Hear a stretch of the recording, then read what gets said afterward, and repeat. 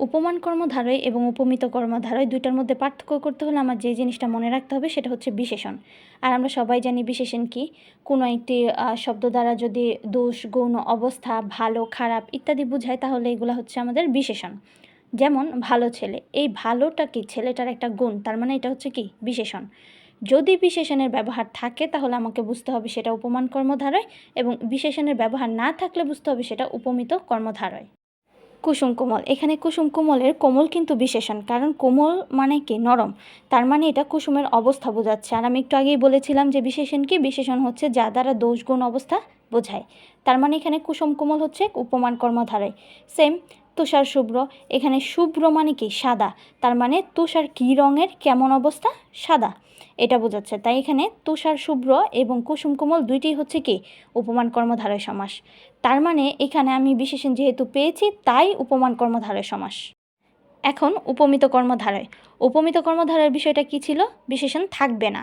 যদি আমরা দেখি সিংহ পুরুষ, পুরুষ সিংহের ন্যায়, এখানে সিংহ এবং পুরুষ দুইটার একটাও কিন্তু কি নয়, বিশেষণ নয়। চন্দ্রমুখ, চন্দ্র মানে চাঁদ আর মুখ মানে মুখ, এই চন্দ্রমুখ এই দুইটার মধ্যে একটাও কিন্তু কি নয়, বিশেষণ নয়।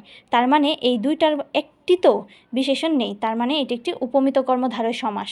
যদি বিশেষণ থাকতো তাহলে কি হতো, অবশ্যই উপমান। এখন বিশেষণ নেই তাই অবশ্যই উপমিত। এখানে একটা বিষয় ন্যায়, অনেকে ন্যায়ের ব্যবহারের মাধ্যমে বুঝে যায় যে কোনটা উপমান কোনটা উপমিত কর্মধারয়। যে ন্যায় যদি মাঝখানে থাকে তাহলে অবশ্যই সেটা উপমান, এবং ন্যায় যদি শেষে থাকে তাহলে উপমিত। এখন আমি ন্যায় আছে কি নেই এটা জানার জন্য কিন্তু আমাকে কি করতে হবে, ব্যাস বাক্য জানতে হবে। কিন্তু আমি যদি ন্যায়ের বিষয়টা না নিয়ে আমি যদি বিশেষণের বিষয়টা মাথায় রাখি তাহলে অবশ্যই কিন্তু কী হবে, আমি খুব সহজে দেখলেই বুঝতে পারবো ব্যাস বাক্য করা ছাড়াই যে কোনটা উপমান কোনটা উপমিত। রূপক কর্মধারয়, আমরা তো সবাই জানি যে কর্মধারয় মানে কি, তুলনা করা।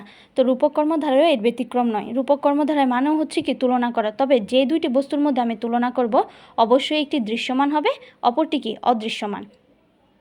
তাহলে এখন যদি আমি দেখি বিষাদ সিন্ধু, তাহলে বিষাদ সিন্ধুর, বিষাদ মানে কি দুঃখ, দুঃখ কি আমরা দেখতে পাই না, কিন্তু সিন্ধু মানে সাগর আমরা কিন্তু অবশ্যই দেখতে পাই।